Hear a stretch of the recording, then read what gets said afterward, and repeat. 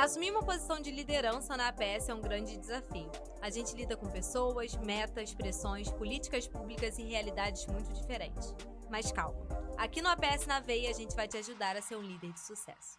Olá, seja bem-vindo ao APS na Veia, o podcast feito para você que vive a gestão da atenção primária na prática.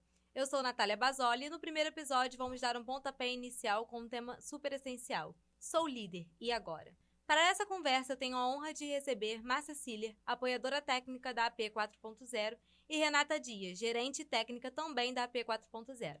A gestão de pessoas é um dos maiores desafios enfrentados pelos gestores na APS. Às vezes, a gente já recebe uma unidade sobrecarregada, com recursos limitados, profissionais e usuários insatisfeitos. Como a gente pode mudar esse cenário? Como manter os profissionais engajados e motivados, mesmo diante de tantas dificuldades? E mais, como exercer a liderança sem cair em práticas de assédio ou autoritarismo? É isso que nós vamos ver hoje. Olá, boa tarde, Natália. Primeiramente, agradecer o convite, né? É um prazer estar aqui para poder falar de um tema tão relevante, tanto para a APS, né, para atenção primária em saúde, como para a gestão, né? A gente falar do clima organizacional é essencial, porque a qualidade da gestão ela está diretamente ligada à qualidade das relações. Então, a gente precisa, quando a gente entra em uma unidade para fazer a gestão, a gente precisa conhecer as pessoas, a gente precisa escutar as histórias, entender os fluxos do serviço, para que a gente possa ter um serviço, né, e agir de uma forma mais sensível e estratégica. O vínculo, né, como a gente sabe da APS, é o foco principal, né? Então, é central. Então, a gente precisa reconhecer todos os recursos que a gente tem nessa unidade, né? Conhecer nossos profissionais, todos eles têm uma história prévia à nossa chegada.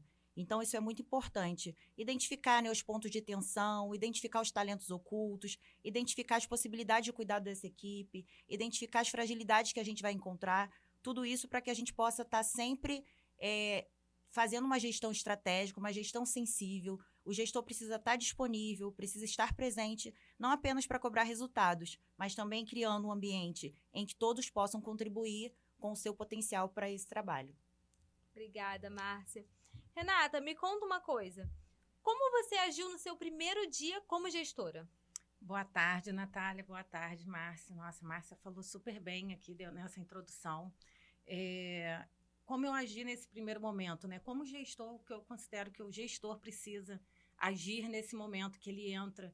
Ele também está ansioso, ele está com medo, mas ele não pode esquecer que ele vai encontrar uma equipe que ela está ansiosa, a equipe está com medo do novo, né? Então, acho que você precisa respeitar essa história, você precisa saber chegar, observar, né? Olhar os fluxos, entender a demanda daquela unidade, olhar o almoxarifado, né? Mas antes disso tudo, ele respeitar aquelas pessoas, ele olhar nos olhos daquelas pessoas, ele acolher, né, aqueles olhares que também vão estar assustados. Eu penso muito que a gente precisa também olhar muitos usuários, né, daquela unidade, que às vezes eles estão insatisfeitos com a unidade em si, com os processos de trabalho, ter essa escuta. Quando eu sou uma equipe nova, eu sempre penso nisso, né? Eu vou conhecer cada usuário, faço questão de ir lá. Não, vamos atender. Veio aqui para renovar a receita, mas vamos atender para a gente entender como é que o que ele acha da equipe, como é que a gente pode mudar e melhorar aquilo para que ele também se sinta satisfeito, né? E tantos funcionários. Eu acho que é bem isso que vocês falaram. Sim. O que você teria feito de diferente? Então, na primeira vez que eu entrei como gestora, né, eu fui com muita sede no fluxo, eu fui muita sede em querer alterar alguma coisa que eu identifiquei de primeiro, que eu identifiquei que estaria errado aquele processo, né? Então, eu não entendi a história daquele serviço, né?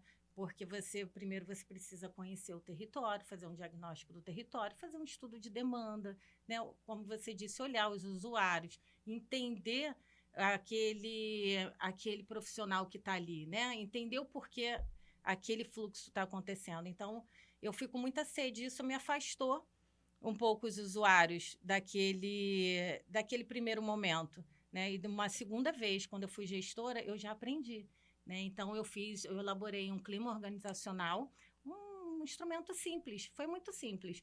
Eu fiz uma reunião com todos eles, acolhi, me apresentei e fiz um pequeno papel com 2 perguntas. Uma para eles identificar como ele estaria naquele primeiro momento, né? Então, com carinhas de triste, carinha, um score, né?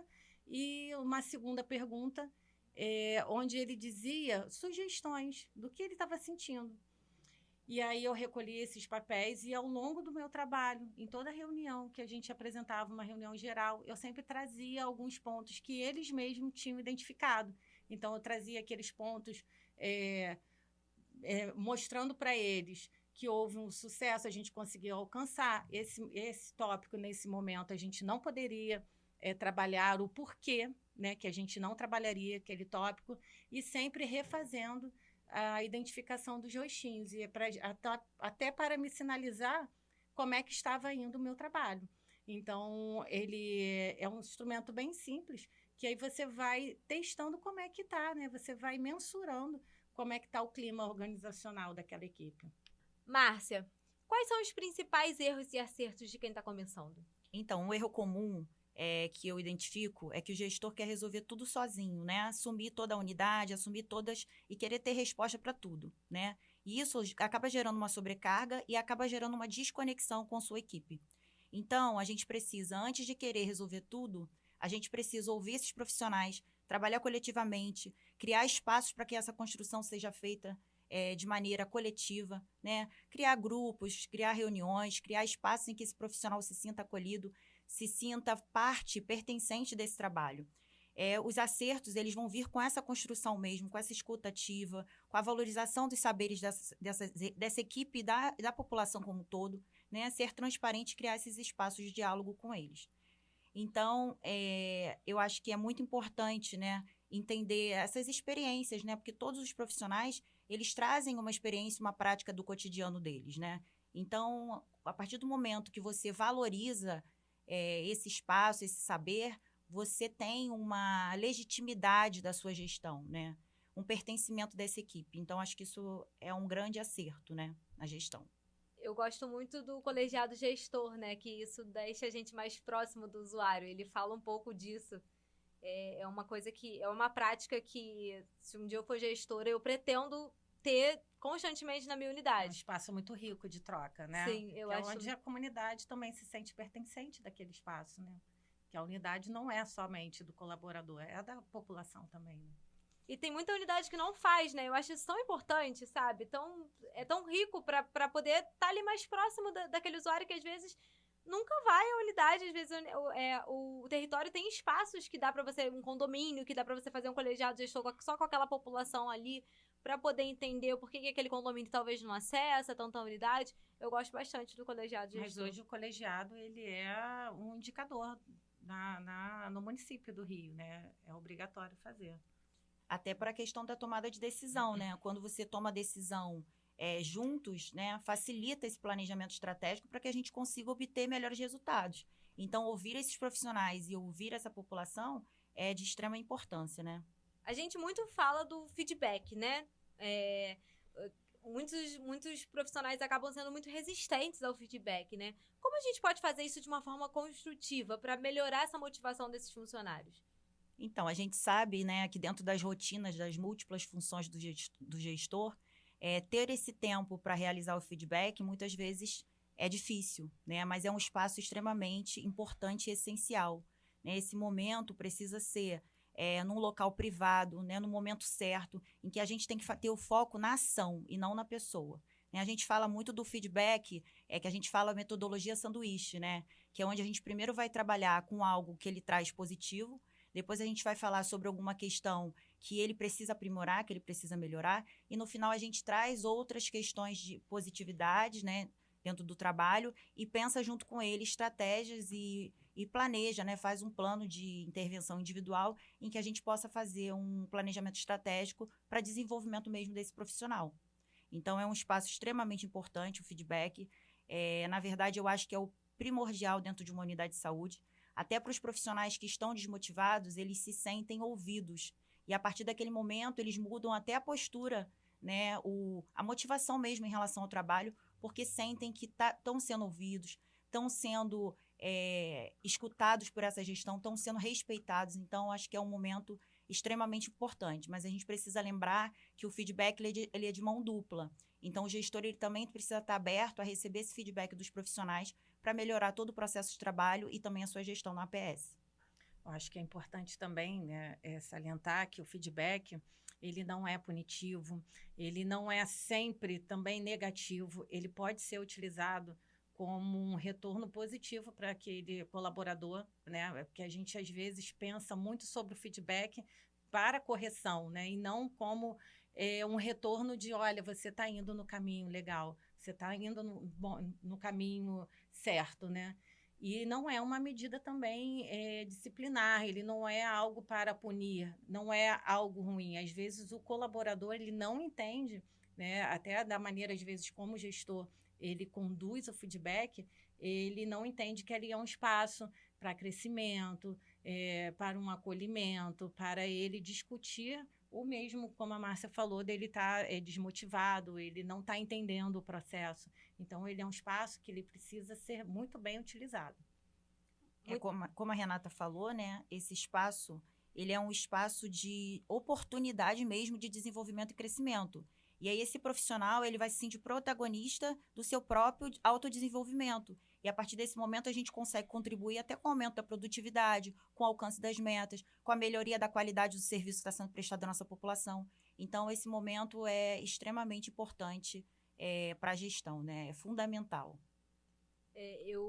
Eu sinto, às vezes, essa falta, né? Eu observo, assim, né, conversando com outros colegas, que a gente sente essa falta do feedback positivo, sabe? Às vezes, as pessoas olham muito para esse feedback tipo, de construção. O que você precisa melhorar? Mas esquece de dar aquele retorno. Tipo, olha, você está indo muito bem. Eu procuro fazer um pouco isso com a minha equipe, né? Como enfermeira.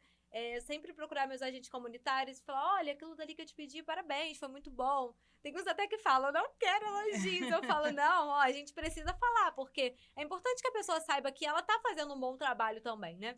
Sim, e é difícil. Tem gente que não sabe receber elogio, né? E ele faz parte do processo. Sim, com certeza.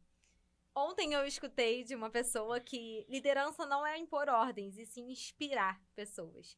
A gente precisa criar vínculos, fazer com que as pessoas se sintam parte de um propósito, né? E na atenção primária isso é muito mais importante, né? Quando a gente sente que pertence, sente que engaja, compartilha responsabilidades e melhora os resultados do território, a gente se sente vivo ali, presente ali, né? E eu costumo dizer que ser líder é uma construção. Então, se você acabou de se tornar um líder na APS, tenta lidar com essa liderança mais humanizada, tenta acolher mais seu profissional, sabe? Para que ele não sinta uma resistência e não se desmotive. Eu acho que a APS precisa disso, de profissionais cada vez mais motivados, cada vez mais felizes, cada vez mais inspirados em estar ali, para poder sempre trazer o bem para a população. E o APS na Veia está aqui para encaminhar você.